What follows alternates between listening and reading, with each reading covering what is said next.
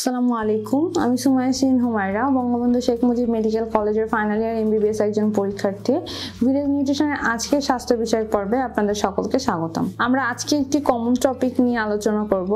মূলত বলা যায় যে আমাদের দেশে এটা খুবই কমন একটা ড্রাগস বা মেডিসিন বলতে পারেন, যেটা আমরা ওভার দি কাউন্টার সবাই নিয়ে থাকি। তবে এই নর্মাল মেডিসিনটার বা ওটিসি এই মেডিসিনটারও কিছু প্রকারভেদ রয়েছে বাজারে, এবং আপনার শারীরিক অবস্থা বুঝে কখন আপনি এই প্যাটার্নের ওষুধটা নেবেন বা কোন ধরনের ওষুধটা নিয়ে আপনার জন্য উপযোগী, সেই বিষয়গুলো নিয়ে আমরা আজকে একটু কথা বলবো। তো আমাদের এই ওটিসি ড্রাগটা হচ্ছে প্যারাসিটামল বা নাপা, যেটা আমরা বাজারে অহরহ পাই এবং উইদাউট এনি প্রেসক্রিপশনই দেখা যায় যে আমরা যে কোনো সময় নাপা নিতে পারতেছি, as it is a OTC drug, আমাদের মেডিকেলের ভাষায় যেটাকে আমরা ওভার দি কাউন্টার ড্রাগ বলি। সো আপনি যদি কখনো আপনার শরীর ব্যথা থাকে বা জ্বর থাকে বা হালকা দেখা যাচ্ছে শরীর ম্যাচ করতেছে অথবা যে কোনো ধরনের লোকাল পেইনের জন্য বা ব্যথা পাওয়ার পরে কিন্তু আপনি নাপা নেন।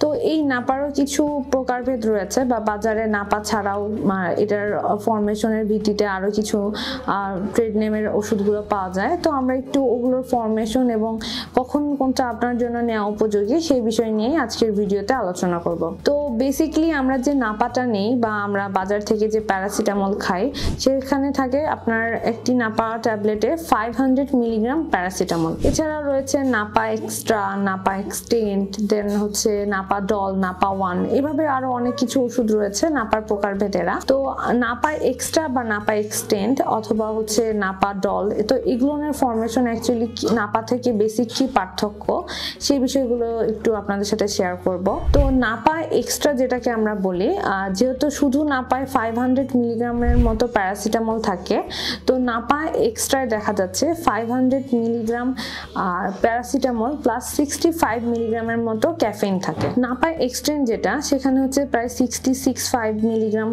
পর্যন্ত হচ্ছে প্যারাসিটামল থাকবে, অর্থাৎ 665 মিলিগ্রাম প্যারাসিটামল। নাপা এক্সটেন্ড এবং নাপা এক্সট্রার মধ্যে তাহলে আপনারা বুঝতে পারতেছেন যে এদের ফরমেশনে কিছুটা পার্থক্য রয়েছে। সো অনেকে মনে করে যে নাপা এক্সট্রা, নাপা এক্সটেন্ড এবং নাপা র্যাপিড এগুলো মনে হয় প্রায় সেম ধাঁচের। অ্যাকচুয়ালি এগুলো সেম না। তো নাপা র্যাপিড যেটা, সেটাতেও কিন্তু 500 মিলিগ্রাম অর্থাৎ 500 মিলিগ্রাম প্যারাসিটামল থাকে। তবে এটার কার্যকারিতার ভিত্তিতে এটার নামটা আলাদা হয়েছে, অর্থাৎ নাপা না হয়ে এটাকে বলা হয় নাপা র্যাপিড। নাপা র্যাপিডের কি কাজ এটা আমরা একটু পরে আলোচনা করব। এই যে Napa, Napa extra, Napa extend, Napa rapid, এগুলো ছাড়াও আরো দুই টাইপসের নাপা আমাদের বাজারে পাওয়া যায়, সেটা হচ্ছে নাপা ওয়ান এবং নাপা ডল। নাপা ওয়ানটার কাজ কি, যে কখনো আমরা সিভিয়ার পেইনের জন্য বা দেখা যাচ্ছে যে 500 মিলিগ্রাম প্যারাসিটামল যে নাপাটা, ওটা আমাদের বডিতে একবারে কাজ করতে চায় না।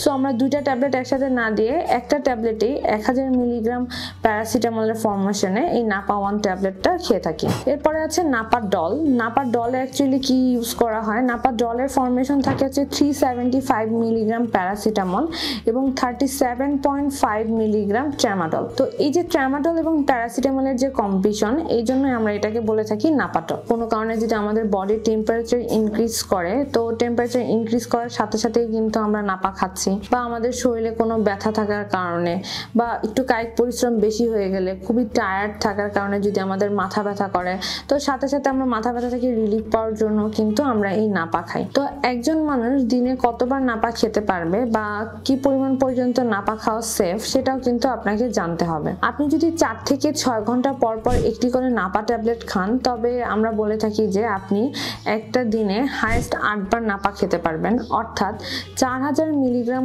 ক্রস করলে কিন্তু দেখা যায় যে নাপা আর ড্রাগসটা নেওয়ার জন্য যে টক্সিসিটি, সেটা আপনার বডিতে ডেভেলপ করে। কোনোভাবেই 4000 মিলিগ্রামের এক্সিড করে এরকম অ্যামাউন্টের নাপা নেওয়া উচিত না, তাহলে কিন্তু আপনার বডিতে এই ড্রাগসের যে টক্সিসিটি সেটা ডেভেলপ করবে। বাজারে যে নাপা র্যাপিডটা আমরা নেই, নাপা র্যাপিডেও কিন্তু 500 মিলিগ্রাম প্যারাসিটামল কম্বিনেশন থাকে। তবে এটার মেইন যে পারপাসটা হচ্ছে নামের সাথেই জড়িত, র্যাপিড, অর্থাৎ এটা আমাদের বডিতে যে অনেক দ্রুত ভেঙে যায়, এবং যখন আমরা কোনো কারণে খুব দ্রুত নিজের পেইনগুলো থেকে রিলিফ করতে চাই বা জ্বরটাকে খুবই তাড়াতাড়ি কমাইতে চাই, বা দেখা যাচ্ছে যে আমার কোনো ডে টু ডে লাইফের কাজের জন্য এখনই আমাকে একটু সুস্থ হয়ে যেতে হবে, সেক্ষেত্রে কিন্তু আপনি নাপা র্যাপিড নিতে পারেন।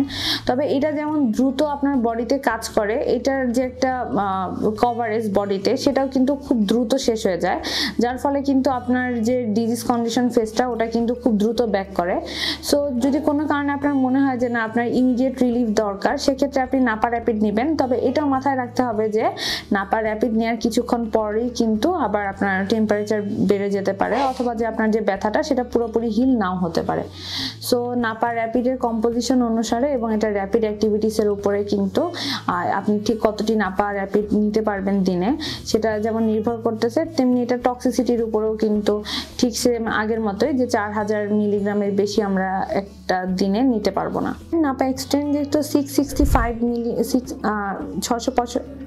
মিলিগ্রাম প্যারাসিটামল রয়েছে এতে, সো দেখা যায় যে এটা আপনি 8 ঘন্টা পর পর যদি দিনে নেন তাহলে উচিত হচ্ছে 4টা বা 6টার বেশি ট্যাবলেট না নেওয়া।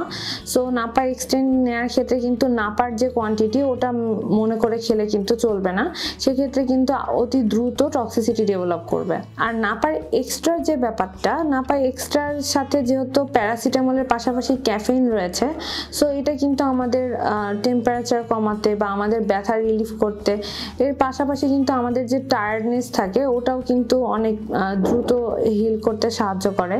কারণ এখানে যেহেতু ক্যাফেইন থাকে, তো ক্যাফেইন তো দেখা যায় যে আমাদের মস্তিষ্ককে বা কিছুটা রিলিফ প্রদান করে, যার ফলে কিন্তু আমাদের যে টায়ার্ডনেসটা ওটা অনেক তাড়াতাড়ি চলে যায়। তবে এই নাপা এক্সটেন্ড বা হচ্ছে যে নাপা এক্সট্রা এগুলো খেলে কিন্তু যে আপনার যে ঘুম না আসার যে একটা প্রবণতা ওটা দেখা দিতে পারে। স্পেশালি এই যে ক্যাফেইনটা বা নাপা এক্সট্রাতে যে ক্যাফেইনটা রয়েছে, এই ক্যাফেইনটা কিন্তু দেখা যায় যে হচ্ছে আপনার ঘুম আনতে দেরি করে।